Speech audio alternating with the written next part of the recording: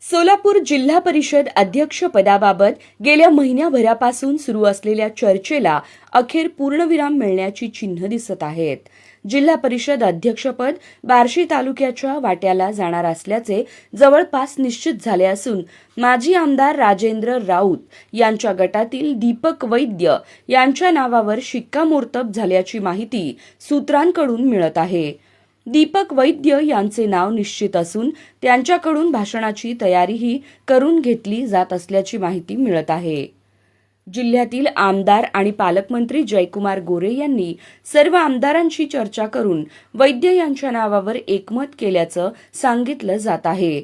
हे नाव अंतिम मंजुरीसाठी मुख्यमंत्री देवेंद्र फडणवीस यांच्याकडे पाठवण्यात आले आहे.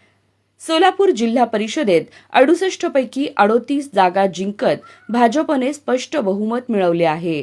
त्यामुळे जिल्हा परिषदेचा पहिला भाजप अध्यक्ष कोण होणार याबाबत उत्सुकता निर्माण झाली होती.